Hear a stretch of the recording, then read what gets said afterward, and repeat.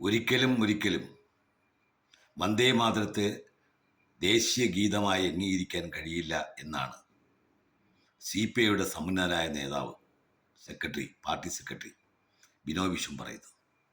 കാരണം വന്ദേമാതരം എന്ന് പറയുന്നത് RSSന് ഏറ്റവും പ്രിയപ്പെട്ട ഗാനമാണ്. RSS ഇഷ്ടപ്പെട്ട ഗാനം ദേശീയ ഗീതമായി കൊണ്ടുവരുന്നതിന് എങ്ങനെ എതിർക്കണം എന്നുള്ള ആലോചനയിലാണ് ഇപ്പോൾ ബിനോയ് വിശ്വം. ജനഗണമനയ്ക്ക് പകരം വന്ദേമാതരത്തെ കൊണ്ടുവരുന്നു എന്നുള്ളതാണ് അദ്ദേഹത്തിൻ്റെ ആക്ഷേപം. ഈ ബിനോയ് വിശ്വം മനസ്സിലാക്കാനുള്ള കാര്യം, RSS ഉണ്ടായത് 1925-ലാണ്. ബങ്കിം ചന്ദ്ര ചതോപാധ്യായ 1875-ലാണ് വന്ദേമാതരം എഴുതുന്നത്. അത് പിന്നീട് ദേശീയ പ്രസ്ഥാനത്തിൻ്റെ ഭാഗമായി മാറിയ ഗാനം. 1937 വരെ ഇന്ത്യയിലെ എല്ലാ കോൺഗ്രസ്സുകാരും ഇന്ത്യയിലെ എല്ലാ സ്വാതന്ത്ര്യസമര സേനാനികളും വന്ദേമാതരത്തെ അതിൻ്റെ പൂർണ്ണ രൂപത്തിൽ തന്നെ ചൊല്ലുകയും ചെയ്തു. പിന്നെ എന്ത് സംഭവിച്ചു എന്ന് ചോദിച്ചാൽ 1937 കാലഘട്ടത്തിൽ മുസ്ലിം ജനവിഭാഗത്തെ സംബന്ധിച്ച് ഒരു വിഭാഗത്തിന് ഇന്ത്യയോടൊപ്പം പൊരുത്തപ്പെട്ടു പോകാൻ കഴിയില്ല എന്നൊരു മാനസികാവസ്ഥയിലേക്ക് എത്തുകയും അവർ പ്രത്യേക രാജ്യം വേണമെന്ന് പറഞ്ഞു തുടങ്ങുകയും ചെയ്ത കാലഘട്ടം. സ്വാഭാവികമായും അവരെ ആദ്യം മുറിക്കാൻ ശ്രമിച്ചത് വന്ദേമാതരത്തിൻ്റെ ചരണങ്ങളെയാണ്.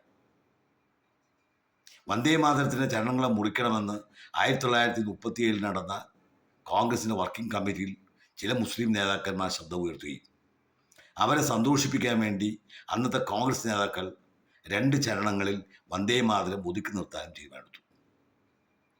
കാരണം ബാക്കി ചരണങ്ങളിൽ ചില ഹൈന്ദവ വിശ്വാസങ്ങളുടെ പ്രതീകങ്ങൾ ഉണ്ട് എന്നുള്ളതായിരുന്നു ആക്ഷേപം. പിന്നെ സംഭവിച്ചത് 1937 വന്ദേമാതരത്തിൻ്റെ ചില ചരണങ്ങൾ മുറിച്ചുവെങ്കിൽ 1947 കൃത്യം 10 വർഷം കഴിഞ്ഞപ്പോൾ ഇന്ത്യ തന്നെ മുറിക്കപ്പെട്ടു. വന്ദേമാതരത്തിൻ്റെ ചരണങ്ങൾ മുറിക്കണമെന്ന് ആവശ്യപ്പെട്ട മുസ്ലിം മത നേതാക്കളും അല്ലെങ്കിൽ ഇന്ത്യയെപ്പോലെ ഒരു ഹൈന്ദവ ഭൂരിപക്ഷമുള്ള പ്രദേശത്ത് ജീവിക്കാൻ താല്പര്യമില്ല എന്നു കരുതിയ മുസ്ലിങ്ങളും പാകിസ്ഥാനിലേക്ക് പോയി. ഇന്ത്യയുടെ ദേശീയത അംഗീകരിക്കുന്ന മുസ്ലിങ്ങൾ മാത്രം ഇന്ത്യയിൽ നിലനിന്നു. സ്വാഭാവികമായും ആർക്ക് വേണ്ടിയാണോ വന്ദേമാതരം മുറിച്ചത് അവർ ഈ രാജ്യത്ത് നിന്നും പ്രത്യേക രാജ്യം നേടിപ്പോയപ്പോൾ തന്നെ കോൺഗ്രസ് വന്ദേമാതരത്തിൻ്റെ മുറിച്ച ചരണങ്ങൾ കൂട്ടിച്ചേർക്കേണ്ടതായിരുന്നു. അത് ചെയ്തില്ല. ഈ വന്ദേമാതരം ഉണ്ടാകുന്ന കാലത്തോ അല്ലെങ്കിൽ വന്ദേമാതരം ഒരു ദേശീയ ഗീതമായി മാറുന്ന കാലത്തോ RSS പോലെ പ്രസ്ഥാനമില്ല. അപ്പോൾ RSSന് പ്രത്യേക സംഗീതത്തോട് വേണ്ട കാര്യമില്ല. 1980 ജനഗണമന ദേശീയ ഗാനമായും വന്ദേമാതരം ദേശീയ ഗീതമായും ഇന്ത്യൻ പാർലമെൻറ്റ് അംഗീകരിച്ചതാണ്. ഈ പറയുന്ന രണ്ട് കവിതകൾക്കും തുല്യ പ്രാധാന്യവും ബഹുമാനവും നൽകണമെന്ന് ഇന്ത്യൻ പാർലമെൻറ്റ് തീരുമാനമെടുത്താണ്, നിയമം പാസ്സായതാണ്. അങ്ങനെ നിയമം രാജ്യത്തുണ്ട്. അവിടെ ജനഗണമനയ്ക്ക് പകരമല്ല വന്ദേമാതരം എന്നുള്ള കാര്യം ഈ പറയപ്പെടുന്ന നമ്മളെ ബിനോയ് വിശ്വം അറിയേണ്ടതാണ്. കാരണം നമുക്കറിയാം, പണ്ട് കുഞ്ഞിലേ മുതൽ നമ്മുടെ രാജ്യത്ത് ഏത് ഫംഗ്ഷൻ ആരംഭിക്കുമ്പോഴും അത് വന്ദേമാതരം ചൊല്ലിക്കൊണ്ട് ആരംഭിക്കുകയും ആ ഫംഗ്ഷൻ അവസാനിക്കുമ്പോൾ ജനഗണമന പാടി അവസാനിപ്പിക്കുകയും ചെയ്യുക എന്നുള്ളതായിരുന്നു നമ്മുടെ പണ്ടേ ആചരിച്ചു വരുന്ന രീതി.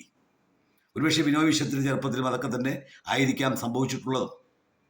അതുകൊണ്ട് തന്നെയാണ് ഈ 2 കവിതകളും നമ്മുടെ മനസ്സിൽ തങ്ങി നിൽക്കുന്നതും. അപ്പോൾ ഇവിടെ സംഭവിച്ച മാറ്റം ഒന്നേ ഉള്ളൂ.